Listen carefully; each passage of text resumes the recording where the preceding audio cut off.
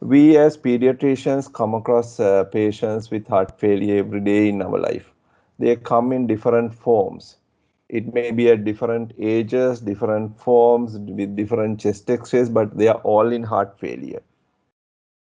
Most of us manage heart failure with 3 or 4 drugs, and mostly I have seen that deep understanding about heart failure is a question.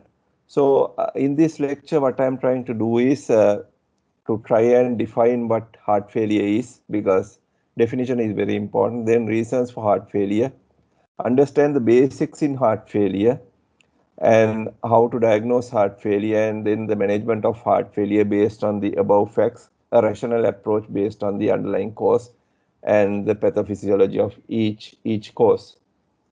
We will go through some examples as well and see what we can learn.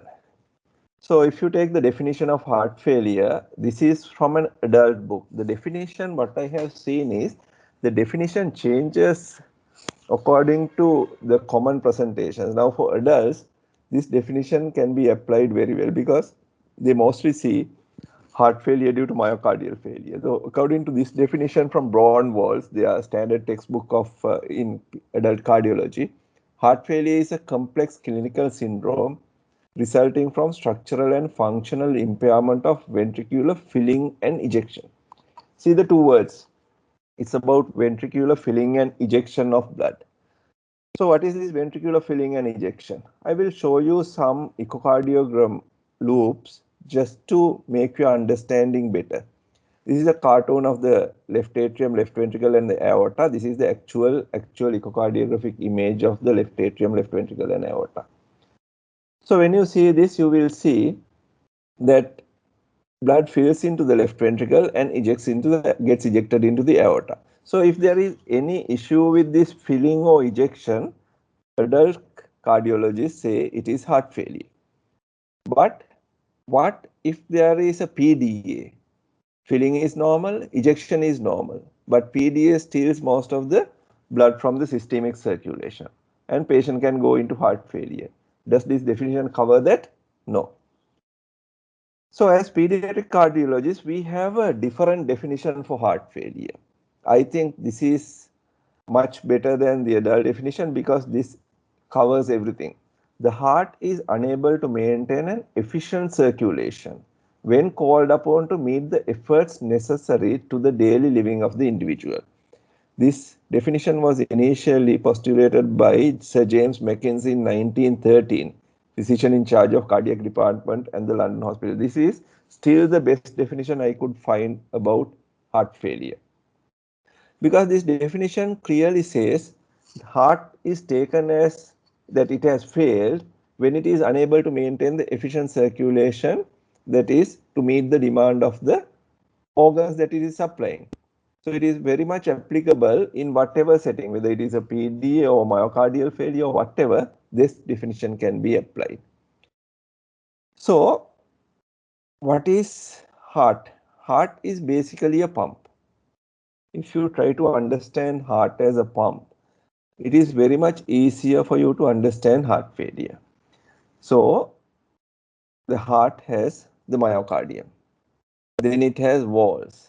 Myocardium also is part of the wall, then atrial walls and great vessel walls. Then you have blood vessels, which takes blood out of the heart. Then you have valves which will maintain unidirectional flow in only in one direction. Then you have afterload. Afterload is the load against which the ventricle has to pump. That is simple. Most of the terminology that we use in cardiology are self-explanatory, like afterload. Then you have preload. Preload is the load which helps to fill the heart, fill the left atrium or fill the left ventricle. It is called preload. So with this, the heart doesn't function alone. It pumps into systemic circulation, and it has two pumps, the left side as well as the right side. Left side pumps into the systemic circulation, the right side pumps into the pulmonary circulation. So it is a very complex structure with 2 pumps and 2 circulations together. So in pediatric cardiology, we have a holistic approach to heart failure. It is not an isolated event where the left ventricle fails to eject blood into the aorta. Any problem anywhere in this circuit can lead to heart failure. So what are the reasons for heart failure? Mainly heart failure can be categorized into many reasons. One of the main issues is myocardial failure. Anybody can understand when the myocardium fails, the heart will not be able to pump adequate volume of blood into the aorta. Then you can have outflow obstructive lesions. Any obstruction in the aortic valve, aorta, aortic stenosis, coarctation, or anything can lead to heart failure. Then inflow obstruction. Any impairment of flow into the left atrium or right atrium can cause poor volume being ejected into the aorta. Then if there is a hole in one of the walls, say there's a VSD or there's a PDA or ASD, then you can get heart failure.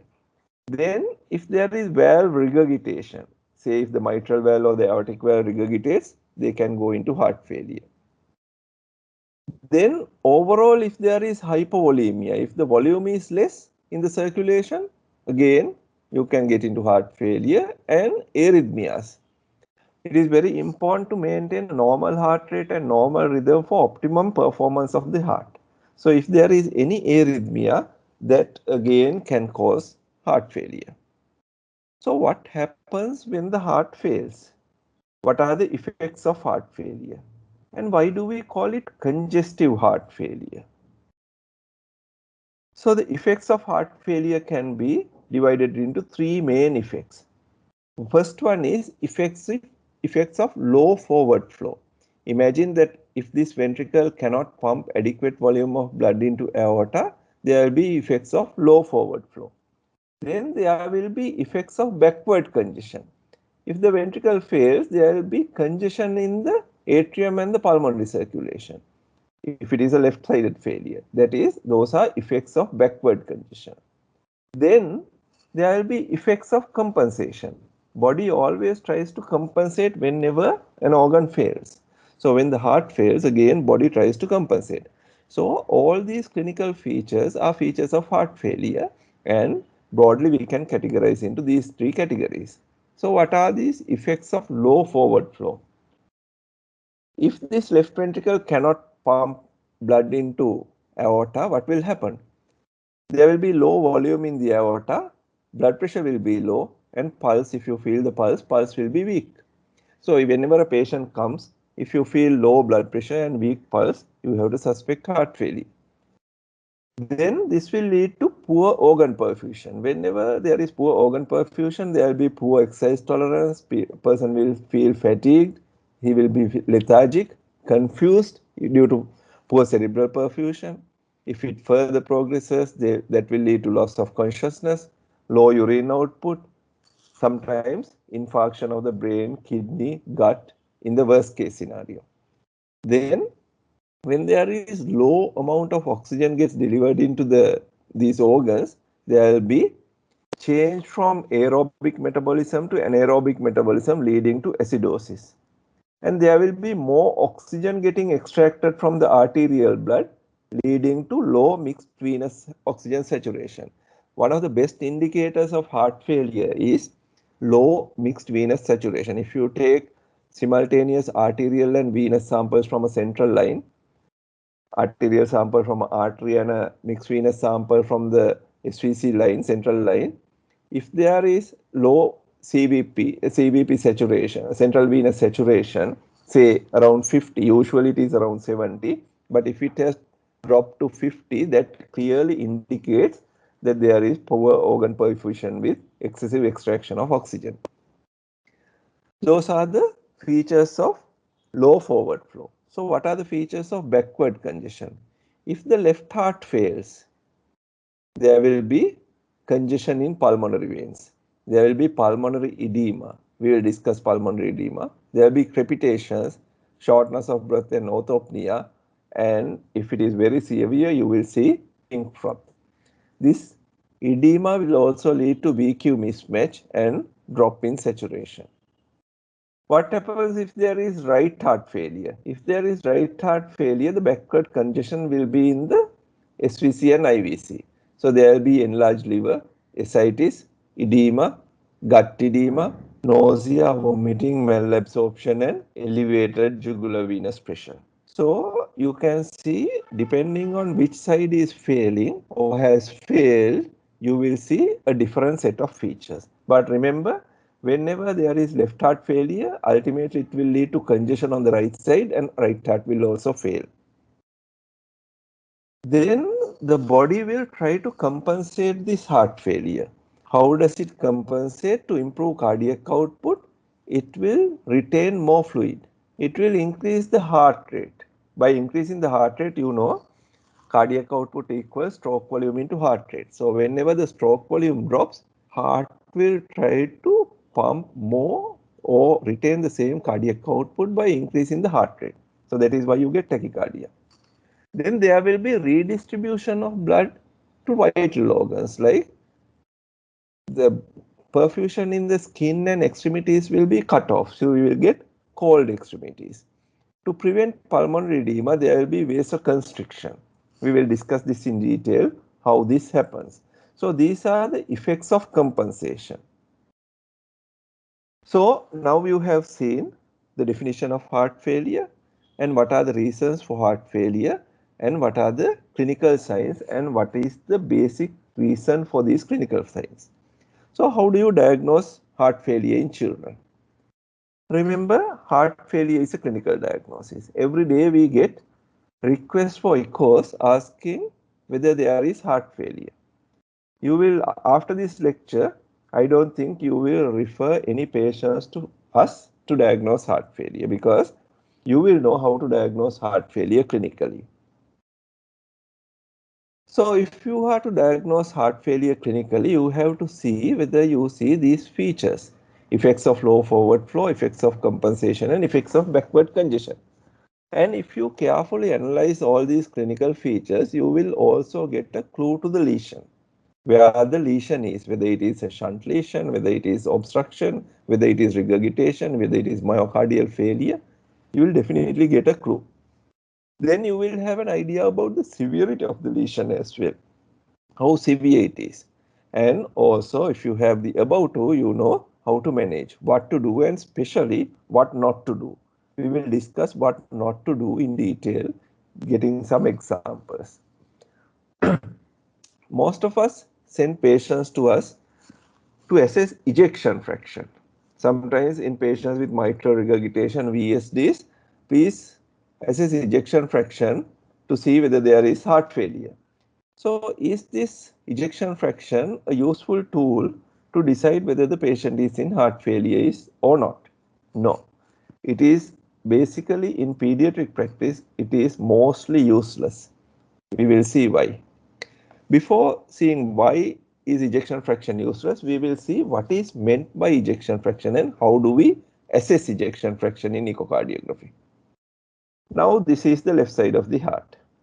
Assume that in LV you have 100 ml of blood at the end of diastole. So this is called, because it is the volume at the end of diastole when the ventricle is fully filled, it is called left ventricular end diastolic volume. So what happens next? The ventricle contracts and ejects blood into the aorta. So initial volume is 100 ml. Now we see that 60 ml gets ejected into the aorta.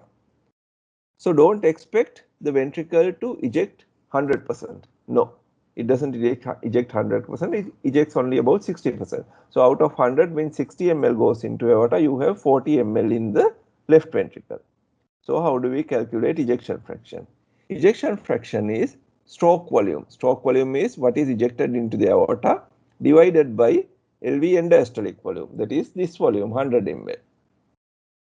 That is 60 divided by 100 comes to 60%. So this is how we calculate ejection fraction. So stroke volume, how do we calculate stroke volume? Stroke volume, you can't measure the volume that goes into the aorta. What we do is we can measure the LV end diastolic volume and LV end systolic volume. So LV end diastolic volume minus LV end systolic volume is stroke volume. That is how we get stroke volume. So in this example, stroke volume is 60 ml. So ejection fraction is 60%. But what will happen if there is mitral regurgitation or if there is a VSD? You will see part of this 100 ml going back to left atrium or right ventricle, whether it is MR or VSD, but not going into the aorta. So the volumes will be the same. It will be 100 minus 40. But has it gone into the aorta? The 60? No. Part of it has gone into LA, or if there's a VSD, it has gone into RV. So is it reliable? Do we know how much has gone into aorta? No. Even if the ejection fraction is 60%, does that mean that 60 ml has gone into aorta in these two examples? No. So this is why I say in certain lesions, in most of the lesions in children which leads to heart failure, ejection fraction does not give a clear representation of heart failure. So don't go by ejection fraction to diagnose heart failure in children. So what are the instances where you can use ejection fraction to assess heart failure? Out of all these reasons, arrhythmia, outflow obstruction, hypovolemia, inflow obstruction, backflow, myocardial issues, all these things, only in arrhythmias and myocardial issues, you can use ejection fraction to assess heart failure. In none of these things, you can use ejection fraction as a tool to assess heart failure. So it is mostly useless. So how do we diagnose heart failure in children? So it is mainly a clinical diagnosis and ejection fraction has no value. So echocardiogram is basically done to identify the cause, whether it is mitral regurgitation, VSD or ASD, but not to assess heart failure. Heart failure is a clinical diagnosis. So how do we manage heart failure in children? If you compare it with adults, evidence heart failure management in adults is basically based on randomized controlled trials on various drugs and it is purely evidence based. But in children, there are no randomized control trials or minimal or no randomized control trials. So it is basically based on first principles. So what are these first principles? First principles are basic principles which will last for forever. They were the same principles which were applied in 1970s, 1930s and still applicable to today. This is a pump. This is called a hand pump. It has a fixed chamber and it has a fixed output. The difference between this pump and this pump is the heart is a flexible chamber and it has a variable output. So what is the effect of this variable output? This is Otto Frank and Ernest Starling. Frank is from Germany, Starling is from London. Both of them, during the same era, they described that within physiological limits, the force of contraction is directly proportional to the initial length of the muscle fiber. So what did they say? If you stretch the myocardium more, it will have more forceful action, like a catapult. If you take a catapult, you will see if you stretch it more, you can shoot to a further distance. Similarly, if the LV is stretched more, it will eject more blood.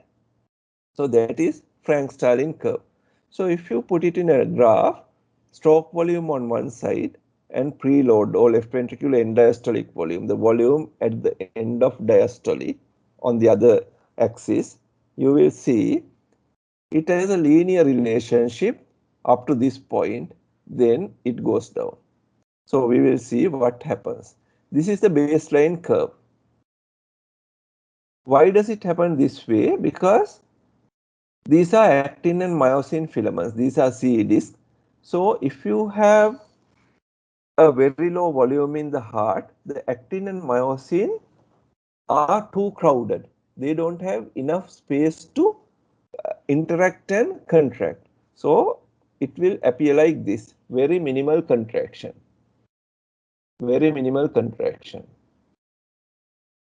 So that is why the ejected volume is less. Now we have filled the heart a little bit more. Now what do we see? Now there is more space for actin and myosin to interact. So it will have much better movement and much better contraction. So what will happen when you fill the heart a little bit more, the actin myosin contracts well and ejects more volume. Now it is even better. You have gone to the top of the curve. What is the scenario here? Here you have even much better space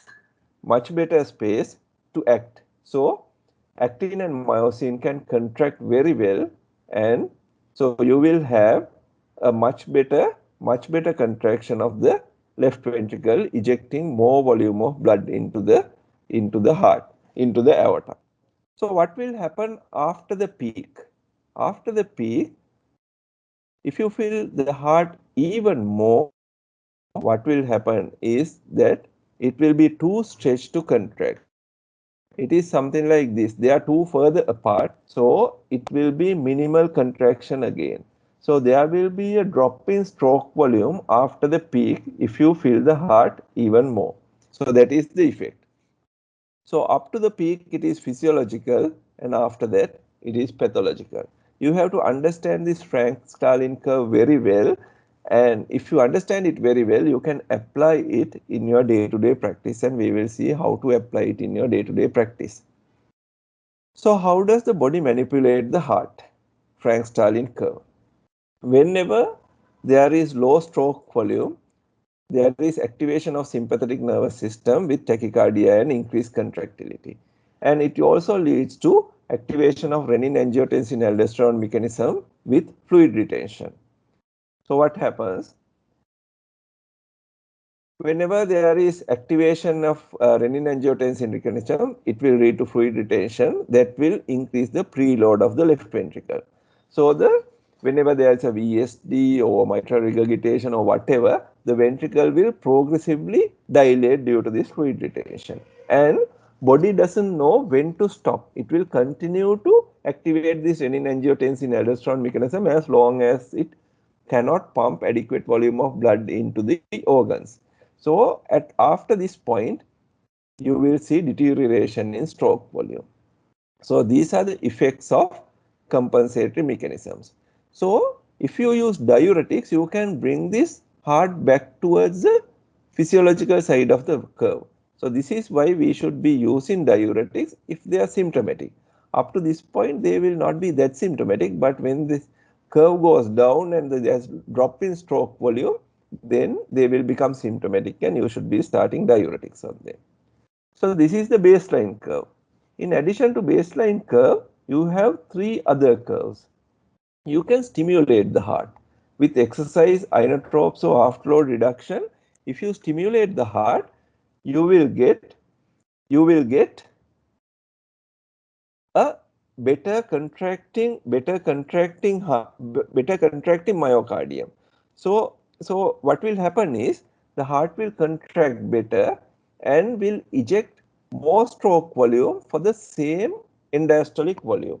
So you can see at each point for the same end diastolic volume, heart ejects a bigger stroke volume. So that is when you stimulate it with exercise, inotropes or afterload reduction. Then the myocardium can get suppressed as well due to any insult to the myocardium, myocarditis, myocardial infarction, drugs, or increase in afterload. Increase in afterload is, that means if the aortic pressure goes up, obviously the ventricle will not be able to eject the same volume into the aorta. So that is why you get this curve. For the same end diastolic volume, there is a lesser stroke volume. That is called decreased inotropic curve. Then if you progress further, it will lead to cardiogenic shock. So cardiogenic shock is there is hardly any response. Even if you increase the volume, you won't get the desired stroke volume. So there's no point in increasing the volume further if the patient is in cardiogenic shock. So if you have a good understanding of this Frank-Starling curve, you can apply in your day-to-day practice. This is where the ideal patient should be, either in the normal curve or increased inotropic curve for you to get the best stroke volume. So next we will try to do some go through some examples to understand it better. First example, this was a real example which I had to face about 10 years back. There was a call from an NICU, a newborn with a PDA. I have diagnosed the PDA about 4 days at day 4 of life and started on fluid restriction and diuretics. After 4 days, I get a call from NICU. It was about 5:30 in the morning, saying that heart rate is 210 per minute. Patient was acidotic with poor perfusion. The question was whether the heart failure was due to opened up PDA. That was a question from the medical officer on duty, and whether he should give furosemide or whether he should give propranolol to bring down the heart rate. I said, no, I can come within few minutes, and I went there. As I entered the NICU, this was the X-ray I saw on the X-ray illuminator. This is the heart. What is this heart? This is called microcardia. The main feature is heart is small, very small, and lung fields are oligemic. This indicates that the patient is severely hypovolemic. His volume is really low. Small heart, oligemic lung fields. I did the echo, it was almost an empty heart, empty ventricles. So in your practice, when you take a chest X-ray, if you see an X-ray like this is hypovolemia. So what do? And where's the patient on Frank-Starling curve? He will be somewhere here. So see what happens when you give fluids. If you give IV fluids, the heart size will improve and stroke volume will improve and the heart rate will come down. So it's a simple intervention. If you accurately diagnose what the problem is, you don't have to start propranolol, you don't have to give diuretics, it's not the conventional heart failure management. It is just hypovolemia, correct the volume, and he will be better. So treatment is only fluid resuscitation, no diuretics, no propranolol. So do not treat symptoms and signs. The lesson to learn in this case is never treat symptoms and signs, because symptoms and signs are sometimes compensatory features. So if you try to bring down those signs, that means you are treating or you are taking off the compensatory mechanisms or counterproductive. So always treat the underlying pathology rather than trying to treat the symptoms and signs. So if you see chest X-ray, microcardia and oligemic lung fields, echo you will see thick ventricles on echo.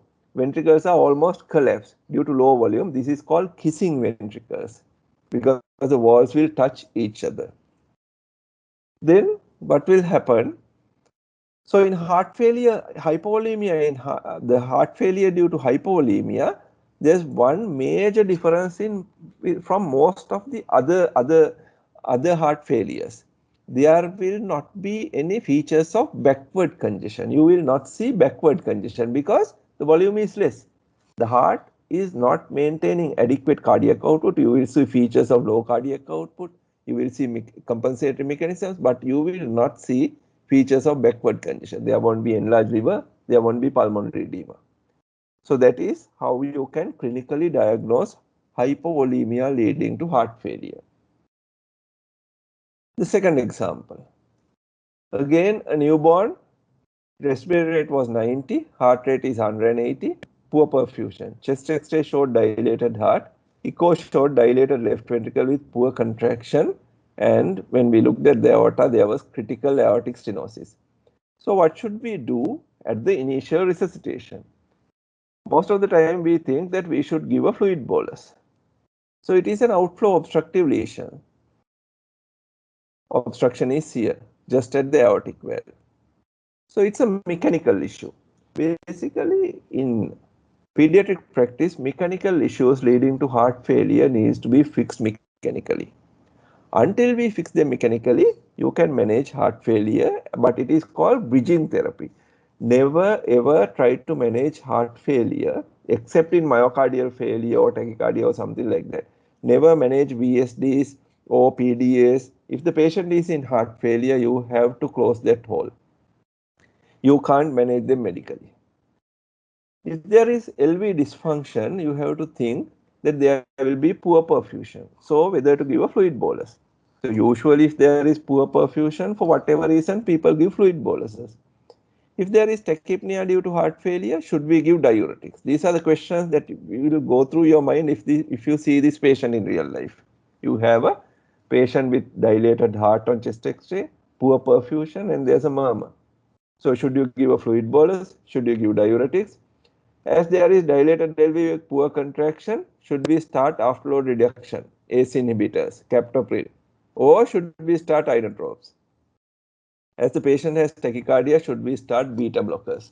So these are the questions that will invariably come to your mind. So what should you do? What is the basis and what is the pathophysiology that we should treat? This is the Frank-Starling curve. Cardiomegaly in chest X-ray. So where can we plot him?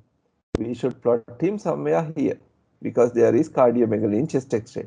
He can't be here. If he's here, there will be microcardia. This is normal heart. This is cardiomegaly because this shows left ventricular end-diastolic volume. As he has poor ventricular function, if he is in this region, he will have optimum ventricular function. As he has poor ventricular function, he should be somewhere here. Either in this curve, if he has normal behavior, reduced inotropy, that means if there is a myocardial insult, he will be on this curve. So if you give a fluid bolus to this patient, what will happen? He will move further down. He will invariably develop pulmonary edema and his cardiac output will further get depressed because it will go down like this. But if you give diuretics, what will happen? You might be able to move him to somewhere here. But if you are over enthusiastic, you might move him to this region as well, which will be detrimental to the patient. If you start inotropes, you can shift the curve upwards, increase the inotropy. For the same volume, you can get a better stroke volume. So inotropes you can use.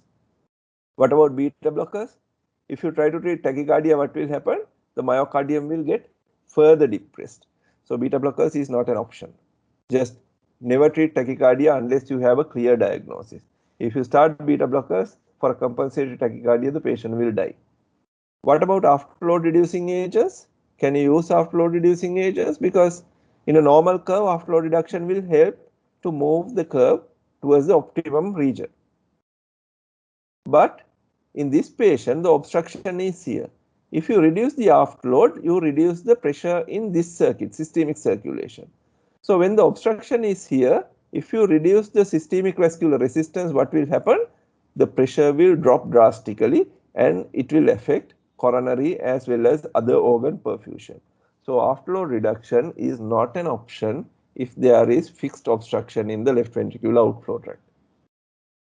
So what can we do in this patient with aortic stenosis? Inotropes will definitely help. Diuretics, if you use cautiously, it will help, but others will not help. If the patient is somewhere here, a fluid bolus will help, but if you have cardiomegaly, patient will be invariably in this region. So we will next go to the third example. What is the third example? A heart failure due to a left to right shunt. So we have gone through hypovolemia, we have gone through aortic stenosis or obstructive lesion. The third one is a shunt lesion. A 3-month-old baby with a large VSD. This is a common presentation. We come through these presentations every day in our practice. Heart rate is 160, low volume pulse, respiratory rate 60, significant respiratory distress, saturation is okay, chest X-ray cardiomegaly, plethoric lung fields, echo large PMVSD with left to right shunt. So the question is whether to give diuretics, ACE inhibitors, captopril, fluid bolus. Can we give oxygen because the patient is tachypnic? Should we ventilate? Can we give inotropes or should we start inotropes? So what happens in a left to right shunt? Imagine this is the normal pathway. You have another tube connecting left ventricle and right ventricle. This is what happens in a VSD. There is free flow of blood from left ventricle to right ventricle through another pathway which has less resistance compared to the systemic circulation. So what happens? What determines the shunt in a VSD? Now you know when you have a VSD, blood will flow from left ventricle to right ventricle, obviously because the right ventricular pressure is less than the left ventricular pressure. So what determines the shunt in a VSD? Obviously the size of the defect. Size of the defect, if it is a small VSD, shunt will be less. If it is a large VSD, shunt will be more. First factor. Second factor is LV and RV pressure, left ventricular and right ventricular pressure. So what determines left ventricular pressure and what determines right ventricular pressure? Left ventricle pumps into aorta, so aortic pressure, which depends on systemic vascular resistance. So if the systemic vascular resistance is high, aortic pressure will be high, you will have more left to right shunt. RV pressure depends on PA pressure because RV pumps into pulmonary artery. Pulmonary artery pressure depends on pulmonary vascular resistance. So whatever you do to bring down pulmonary vascular resistance and increase systemic vascular resistance will increase left to right shunt. Very simple. So what can you do to bring down pulmonary vascular resistance? If you give oxygen, oxygen is a pulmonary vasodilator. So what will happen is, whenever you give oxygen, pulmonary vessels will dilate. So that will reduce pulmonary vascular resistance. So there will be more shunt from left ventricle to right ventricle. So it increases the shunt. What happens if you start vasoconstrictors, systemic vasoconstrictors?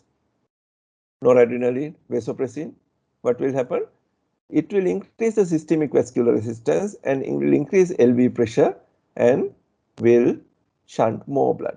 So in a patient, if the patient is in ICU, just to maintain pressure, if the patient has a shunt lesion, you shouldn't start vasoconstrictors.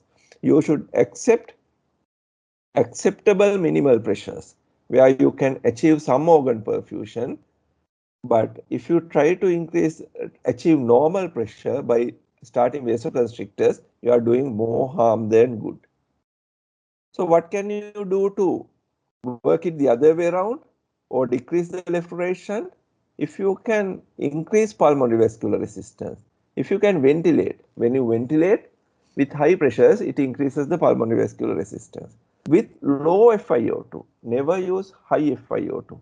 Always you use low FiO2. Sometimes in our ICU, we use 21% oxygen. And high PEEP, all will increase pulmonary vascular resistance. To bring down systemic vascular resistance, you can use ACE inhibitors, afterload reducing agents like ACE inhibitors and any other afterload reducing agents. So this will be really beneficial. Ventilation with low FiO2 and high PEEP with afterload reducing agents will be really beneficial until the patient goes for surgery.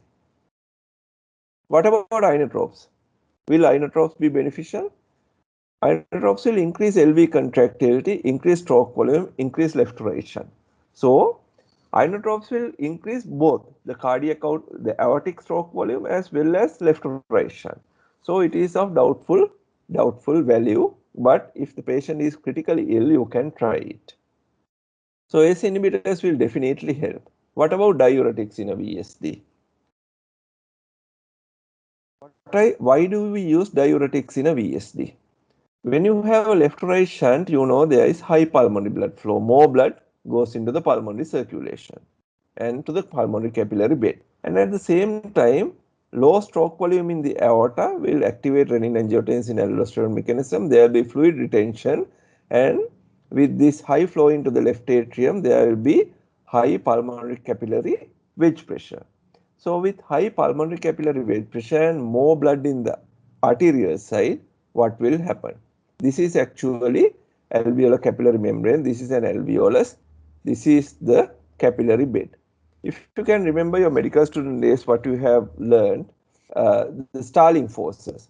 Whenever you have high hydrostatic pressure from this side as well as from this side, there will be more leakage of fluid into the interstitial space. So there will be more fluid in the alveolar capillary membrane. So this will make the alveolar capillary membrane thicker and patient will feel it difficult to breathe. That is why they become tachypneic when they have a shunt lesion. So using diuretics, you can reduce this interstitial fluid volume, and if you can ventilate with high PEEP also, you can push this fluid back into the circulation. So both diuretics and ventilation with high PEEP will reduce this interstitial fluid around the capillaries and it will maintain proper oxygenation if you use this. So in a patient with large VSD, if he is critically ill, you can use diuretics, ACE inhibitors.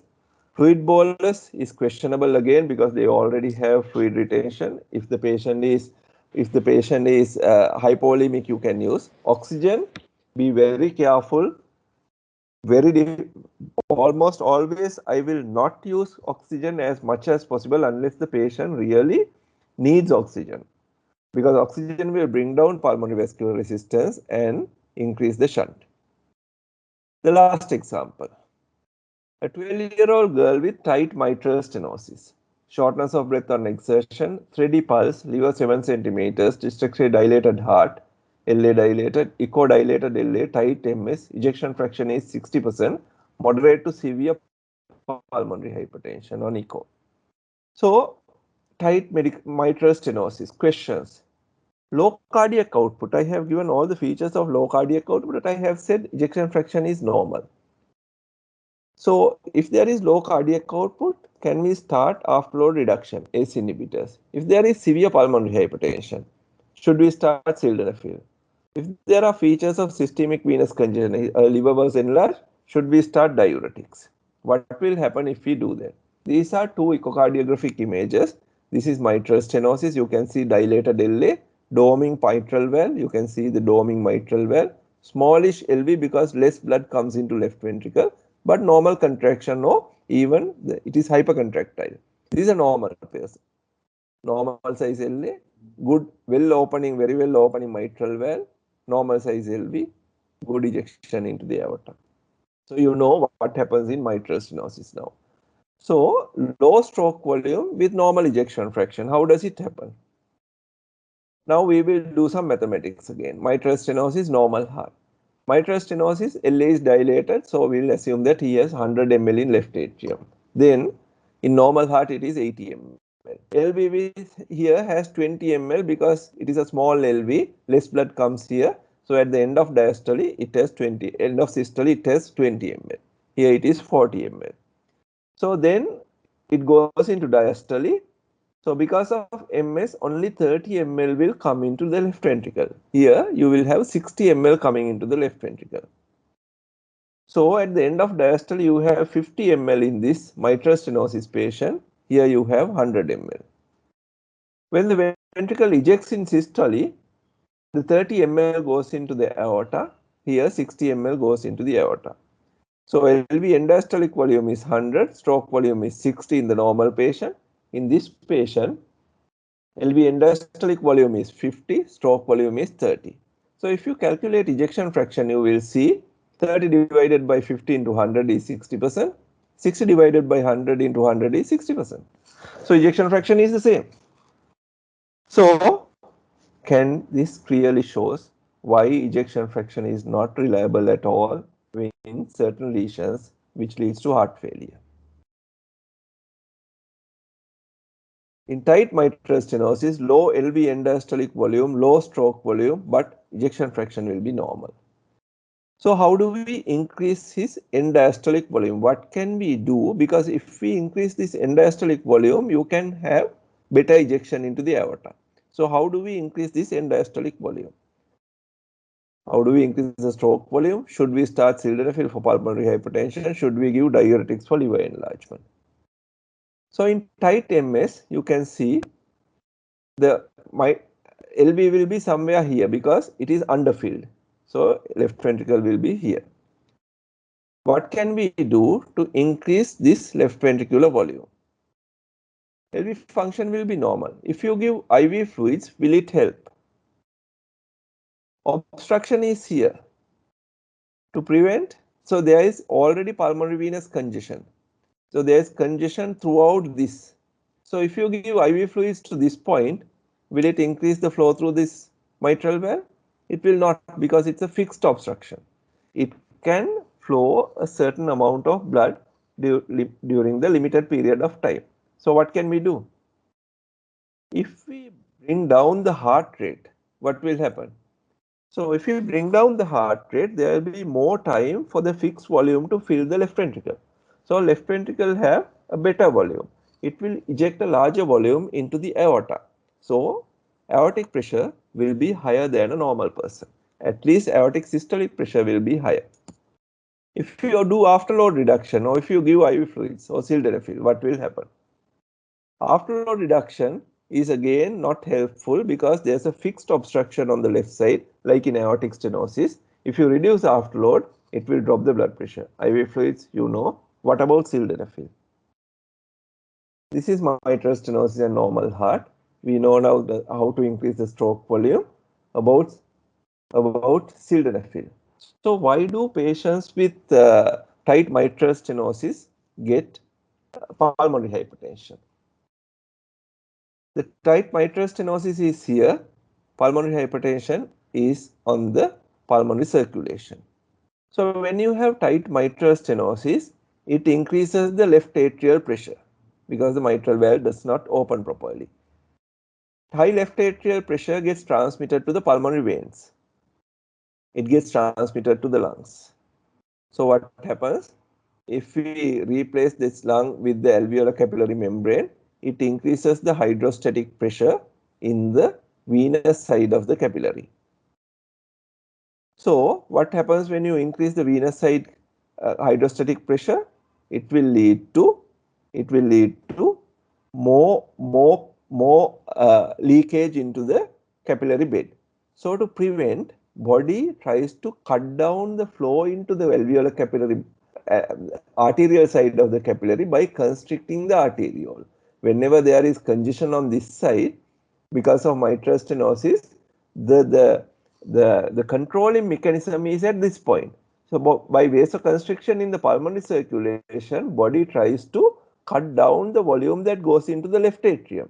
So LA pressure will be controlled because of lesser flow into the left atrium. This happens in the say all the arterioles in the pulmonary circulation.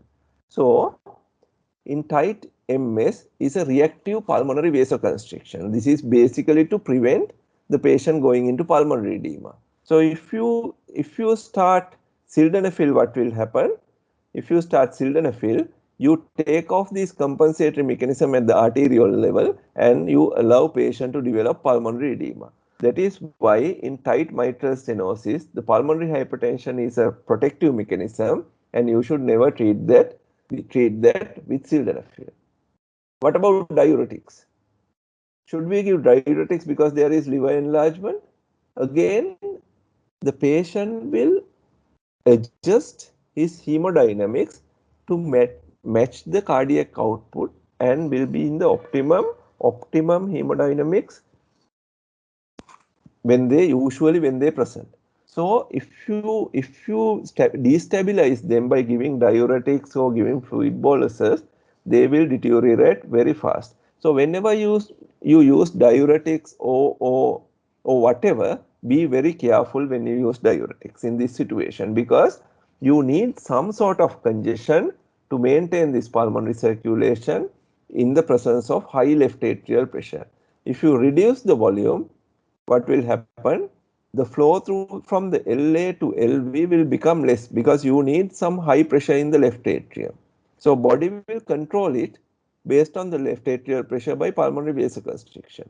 So you need to keep the right side adequately filled. If the patient is very edematous, of course you can use some diuresis, but otherwise do not use in the usual manner. So in tight mitral stenosis, there is low cardiac output. It is due to a fixed obstruction. You can see the fixed obstruction here. It needs mechanical fixing, either surgery or percutaneous balloon dilatation. The low heart rate is beneficial. Never ever allow a patient with tight mitral stenosis to have tachycardia. Always he will have low heart rate. Now in that patient you see clearly his heart rate is very low because it is a compensatory mechanism. You should not artificially make him tachycardic. If there is pulmonary hypertension, it's a compensatory mechanism to prevent pulmonary edema, so don't treat it with sildenafil. Afterload reduction can drop the blood pressure, so don't try afterload reduction. So heart failure in children, we have few principles. The way we look at heart failure is different because this is what I said, an adult cardiologist sees heart failure. So he will see this picture. He has only ejection and relaxation and contraction with ejection into the aorta. But as pediatric cardiologists, we see the full picture. So we get a better idea. We have more reasons for heart failure. Adults usually have myocardial contraction, contractility issues. That is their practice. They don't see ASDs, VSDs because in pediatric practice we close them all. So they have myocardial issues basically after myocardial infarction or myocarditis. They have myocardial failure leading to heart failure. But we have hypovolemia, inflow obstruction, backflow, myocardial issues, holes, outflow obstruction, arrhythmias, and everything. So we have more reasons for heart failure. And the way we diagnose heart failure is also different. Basically, in children, it's a clinical diagnosis. And the way we manage heart failure is different because most of our heart failure are mechanical issues. So we need mechanical fixing. So in heart failure, I think the most important thing is for you to understand the basics of heart failure. We have created some online videos. If you want to learn more about heart failure and pediatric cardiology, you can go to this www.slcc.lk and fill in your details and submit the form, and you will get an email within 1 or 2 days giving your username and password. Using that username and password, you can log on to Sri Lanka Heart Association Academy, where you will get lectures on basics, Frank-Starling curve, clinical features of heart failure, aortic regurgitation and heart failure, aortic stenosis, coarctation, MS, MR, shunts, systolic myocardial failure. There are many other lectures as well on PDAs, oxygen delivery, BT shunt, lot of lectures. In addition to that, we have uploaded all the academic last 3 years, annual academic sessions, lectures in this site. So it's a useful site. We have started this well before this COVID epidemic. We have started this in 2019, knowing that future of education will be online education. So this was started much earlier than this COVID epidemic. So use it. It's free for you thanks to Creative Software Solutions. Creative Software Solutions have given it free of charge as a social responsibility, so you can use it. And that ends the lecture.